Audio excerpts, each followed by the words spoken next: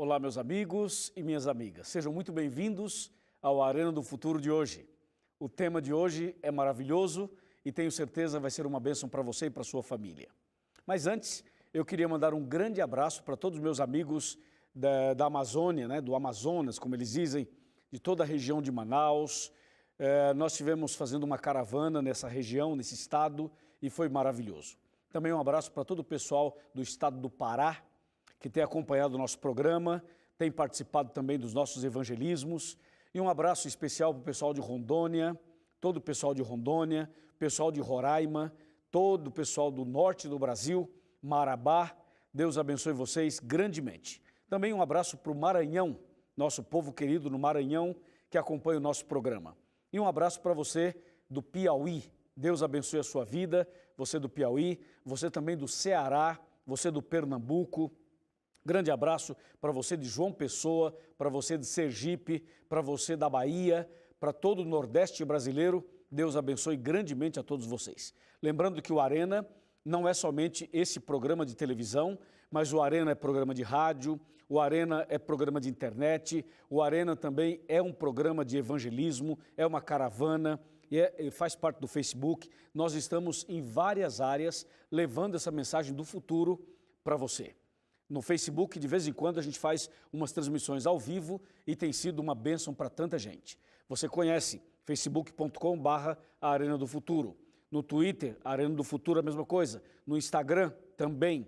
E, se você quiser fazer um estudo bíblico mais detalhado sobre a verdade bíblica, entra no YouTube, você vai lá, youtube.com/Pastor Luiz Gonçalves.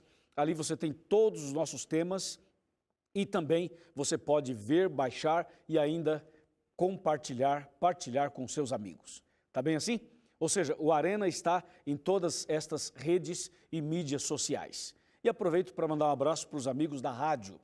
Rádio Novo Tempo, toda a rede, em todo o Brasil e também no mundo inteiro através da internet. Deus abençoe grandemente a todos vocês e agora preparem-se para o tema de hoje.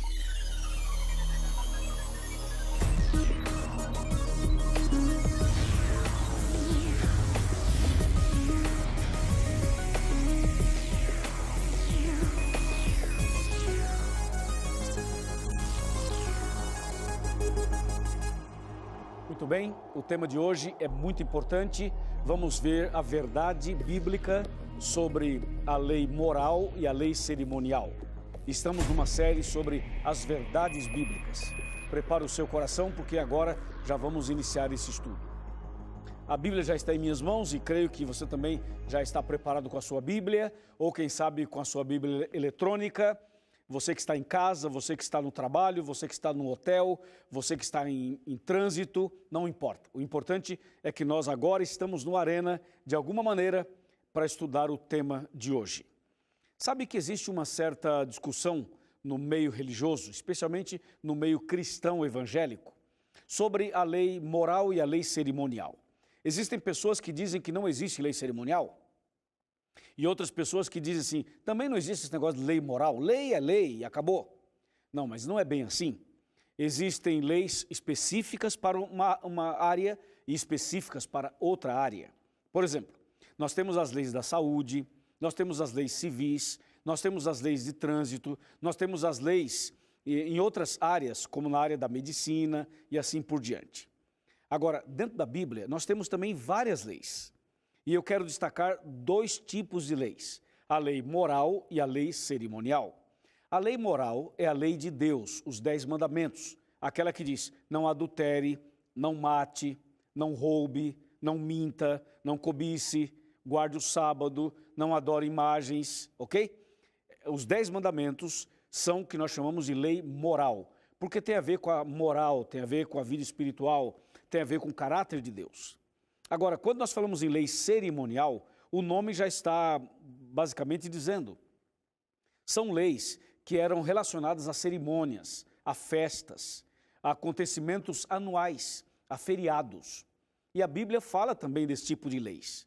Por isso, a gente quer mostrar alguma coisa na Bíblia que pode te ajudar a ver a diferença e pode tirar dúvidas da sua cabeça com relação a esses assuntos. Muitas pessoas têm muitas dúvidas sobre esses assuntos.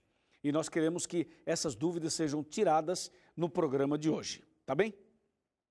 Bom, a palavra de Deus, então, vai nos mostrar algumas dessas coisas. Eu quero chamar a sua atenção, então, para dois textos bastante importantes. Um falando da lei moral e a outra da lei cerimonial. Ambos estão no livro de Deuteronômio. Deuteronômio é o 5º livro da Bíblia e esse livro significa, entre outras coisas, repetição das leis. Por quê? Porque o Deuteronômio, ele repete as leis de Êxodo, de Levítico e dá uma ênfase em algumas delas. Vejam, por exemplo, o que diz Deuteronômio 10, versos de 1 a 5. São 5 versículos, mas eu vou ler e vou parando e vou explicando cada um deles. Verso 1. Naquele tempo me disse o Senhor, lavra 2 tábuas de pedra, como as primeiras, e sobe a mim ao monte, e faze uma arca de madeira.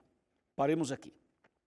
Deus pede a Moisés que prepare, então, tábuas de pedra. Veja que o texto diz assim, disse o Senhor, lavra 2 tábuas de pedra. Então Moisés deveria lavrar as 2 tábuas de pedra, e como as primeiras, e subir ao monte com uma arca de madeira. 2 coisas aqui. Deus pede a Moisés para lavrar 2 tábuas de pedra e para preparar uma arca de madeira e subir a montanha. Agora, verso 2. Escreverei, quem está falando isso aqui é Deus, ok? Escreverei nas 2 tábuas as palavras que estavam nas primeiras, que quebraste, e as porás na arca. Esse verso mostra que Moisés havia quebrado as tábuas dos 10 mandamentos. Então Deus pediu que ele lavrasse 2 novas tábuas e Deus escreveria os 10 mandamentos pela segunda vez e Deus orienta a Moisés que coloque essas tábuas dentro da arca da aliança, da arca do concerto. Está bem? Agora o verso 3. Assim fiz uma arca de madeira, de acácia, lavrei 2 tábuas de pedra, como as primeiras, e subi ao monte com as 2 tábuas na mão. Então Moisés está dizendo, eu obedeci o que Deus falou, preparei tudo e subi a montanha. Agora verso 4. Então escreveu o Senhor nas tábuas, segundo a primeira escritura, os 10 mandamentos que ele vos falara no dia da congregação, no monte, no meio do fogo, e o Senhor mas deu a mim. Percebeu? O verso 4 deixa bem claro que Deus escreveu outra vez os 10 mandamentos nas 2 tábuas de pedra. Na primeira tábua escreveu 4, na outra escreveu 6. Agora veja o verso 5, que diz, virei-me e desci do monte, e pus as tábuas na arca que eu fizera, e ali estão como o Senhor me ordenou. Ficou bem claro? Você percebeu que eu fiz questão de ler com calma, comentar versículo por versículo, para que não haja nenhuma dúvida. Então Deus pede a Moisés que prepare 2 tábuas de pedra, pede a Moisés que prepare uma arca de madeira, de acácia, Moisés prepara tudo isso e sobe a montanha. E Deus escreve de novo os 10 mandamentos, Moisés desce com as tábuas nas mãos e coloca as tábuas com os 10 mandamentos dentro da arca da aliança, exatamente como Deus havia dito. Eu estou falando exatamente assim, como está escrito no texto, para você perceber os detalhes e depois você verá a diferença ou as diferenças. Os 10 mandamentos foram colocados dentro da arca, conforme a gente acabou de ler, tá certo? Agora, nós vamos continuar em Deuteronômio, só que vamos para o capítulo 31 desse mesmo livro. Deuteronômio, capítulo 31, vamos abrir aqui, 31 exatamente, agora vamos para os versos 24, 25 e 26. Está atento, né? Por favor, observe. Diz o 24. Tendo Moisés acabado de escrever, vou repetir, tendo Moisés acabado de escrever integralmente as palavras desta lei num livro. Bom, esse texto, verso 24, está dizendo que Moisés escreveu as palavras de uma determinada lei no livro. Aqui já temos uma diferença. Lembre-se que a lei de Deus foi escrita por Deus em tábuas de pedra. Aqui está dizendo que Moisés escreveu as palavras de uma lei no livro. Então, a diferença é o seguinte, a primeira Deus escreveu, essa daqui Moisés escreveu. A lei moral, Deus escreveu em pedras. Essa lei que Moisés escreveu aqui, escreveu em livro. São coisas bem diferentes. Pedra e livro são diferentes, tá certo? Outra coisa, uma lei foi escrita por Deus, a outra por Moisés. São pessoas diferentes. Agora, verso 25, diz assim: deu ordem aos levitas que levavam a arca da aliança do Senhor, dizendo, verso 26 agora, tomai este livro da lei e ponde-o ao lado da arca da aliança do Senhor vosso Deus, para que ali esteja por testemunha contra ti. Veja como o texto é bem claro e mostra as diferenças. Então, nesse caso, Moisés escreve as palavras de uma lei num livro, e Moisés então dá ordem aos levitas que levavam a arca, e diz assim, pega esse livro da lei e coloque do lado de fora, coloque ao lado da arca. Então veja, você tem aqui uma arca, dentro dela está os 10 mandamentos, ou estão os 10 mandamentos, e o livro da lei é colocado do lado de fora. Então você tem uma lei fora, ao lado, e uma lei dentro. A lei que está dentro é a lei moral, os 10 mandamentos, escritos pelo dedo de Deus. E a lei que está ao lado de fora é a lei escrita por Moisés em um livro.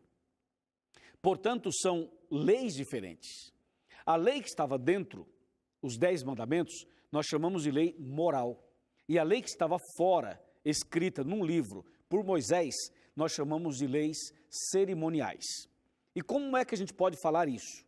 Qual é o texto bíblico que nos dá um pouco mais de subsídio a respeito desse assunto? Bom, nós podemos citar para você Levítico 23. Levítico 23 nos mostra qual era a lei que tinha sido escrita no livro. Não somente o capítulo 23, mas também o 23. Resumindo, é assim: as leis escritas nas tábuas de pedra eram os 10 mandamentos. E as leis escritas por Moisés no livro eram as leis que estavam relacionadas às festas judaicas, às cerimônias anuais dos judeus, como a Páscoa, os pães asmos, a festa dos tabernáculos, como a expiação. Estas cerimônias, eram religiosas, eram coisas muito sérias, era algo muito importante, eram feriados nacionais, mas eram leis de cerimônias, que envolviam um cerimonial. Diferente da lei que diz não mate, não roube. Para essas leis, não tem uma festa por não matarás, não tem uma festa por não adulterarás. Então, as leis de Deus são chamadas de leis morais, enquanto que as leis, entre aspas, de Moisés, elas são chamadas leis cerimoniais, porque envolviam um cerimonial. Eu vou só mencionar para você aqui Levítico 23, como eu havia dito, para que não haja assim nenhuma dúvida. Levítico 23 diz assim, olha, estou com a Bíblia aberta aqui, e eu lembro a você que o Arena é assim, é um diálogo, é um estudo bíblico, é um bate-papo, para você não ter dúvidas. Veja, Levítico 23, verso 1 e verso 2, observe. Disse o Senhor a Moisés, fala aos filhos de Israel e dize-lhes, as festas fixas do Senhor que proclamareis serão santas convocações e são estas as minhas festas. Entendeu? São santas convocações e são estas as minhas festas. Quando você vai para o verso 4, do verso 4 até o verso 8, você encontra a Páscoa, a festa da Páscoa. Do verso 9 até o verso 14, você encontra a festa das primícias. Do verso 15 em diante, encontra o Pentecostes, que era uma festa. Quando você vai para o verso 26 em diante, você encontra o dia da expiação, que era uma outra festa.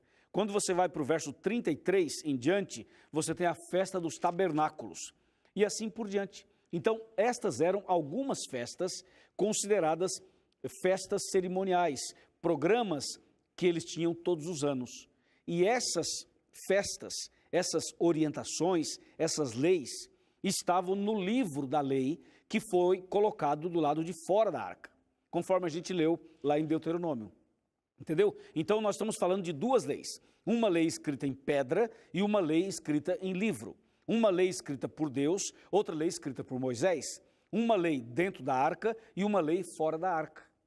Percebe? Estou falando exatamente assim, de forma bem didática, para você entender. Agora, o detalhe é o seguinte, quando você vai para o Novo Testamento, os escritos de Paulo, especialmente, Paulo trata das duas leis.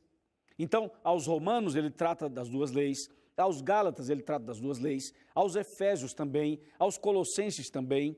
E muitas vezes as pessoas podem criar uma certa confusão quando se trata das duas leis. E às vezes Paulo está tratando da lei dos 10 mandamentos, só que ele trata de uma forma e as pessoas entendem de outra. Entendeu? Então, por isso, cada texto, nós temos que analisar o contexto e, ao mesmo tempo, o que ele está dizendo. Eu vou mostrar para você alguns textos que são muito usados para dizer que a lei dos 10 mandamentos acabou.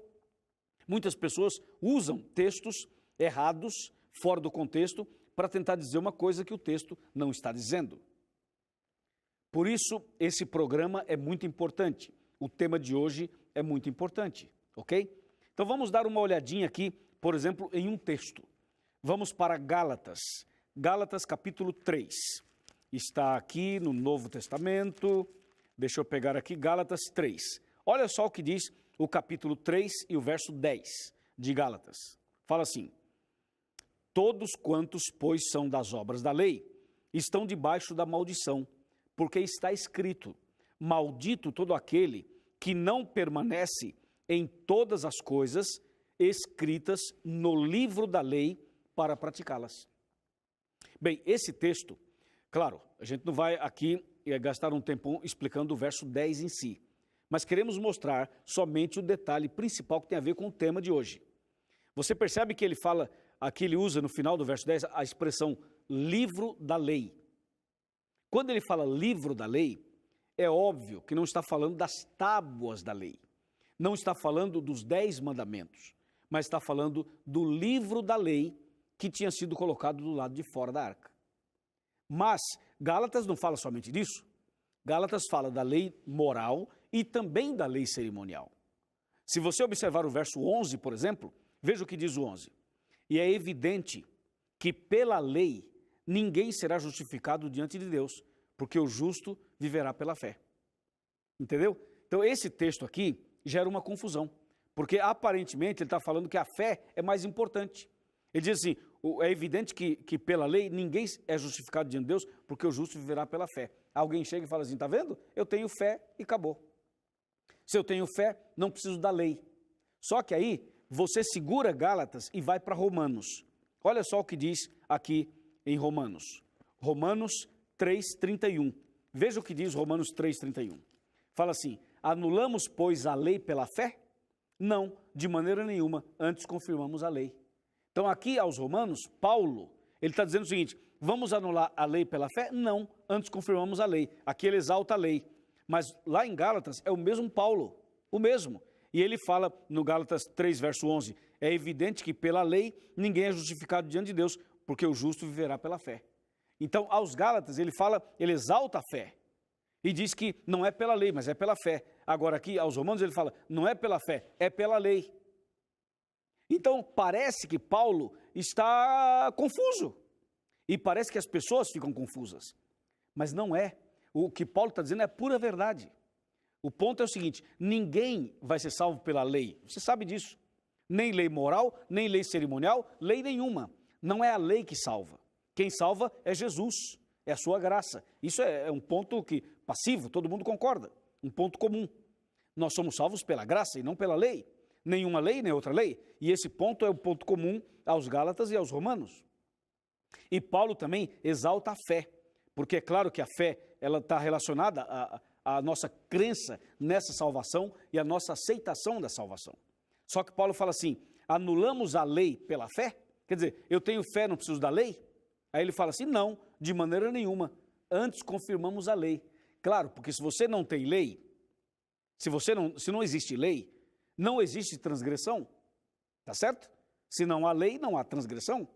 E se não há transgressão, não tem desobediência, não há pecado. Porque sem lei, não há pecado, tá certo? O que é pecado? Transgressão da lei.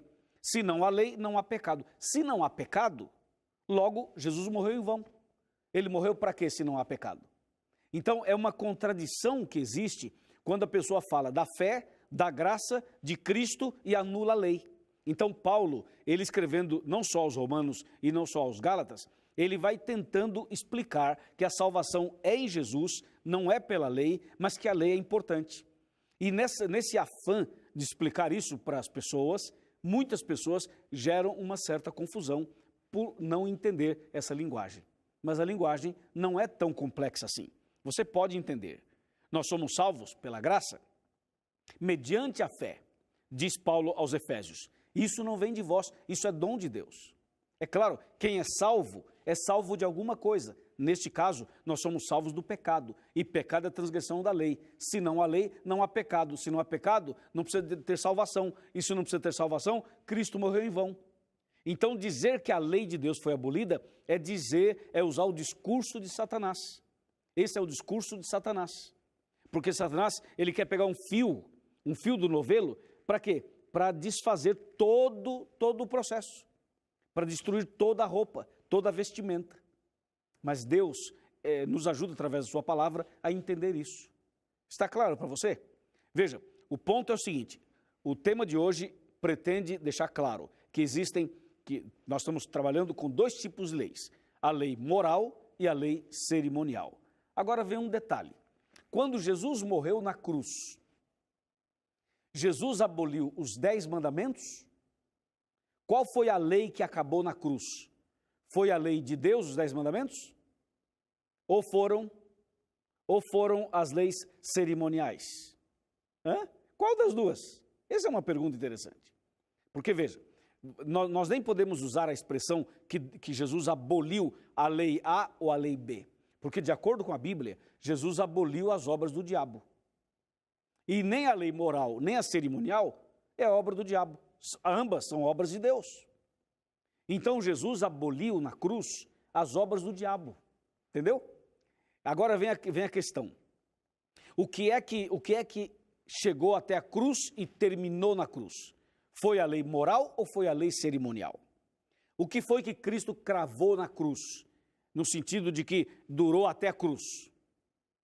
Foi a lei moral ou a lei cerimonial? Se você falar assim, pastor, foi a lei moral, os 10 mandamentos, aí eu vou te perguntar, então eu posso roubar, eu posso matar, eu posso adulterar, eu posso cobiçar?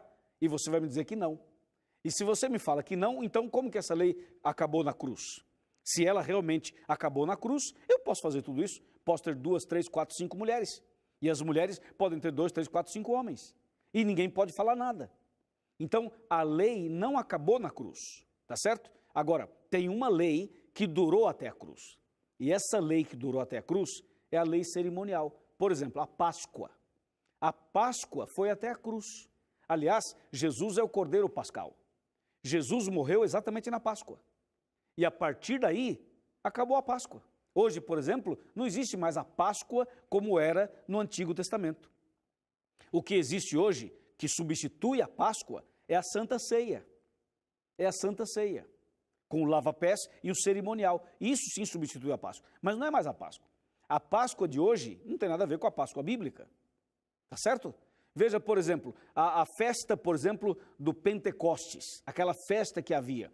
Essa festa já não existe mais, ela durou até a cruz. Veja, por exemplo, a festa dos pães asmos, ou a festa das cabanas, ou a festa dos tabernáculos. Você vai observando e vê que isso já não existe mais do ponto de vista bíblico, porque isso durou até a cruz.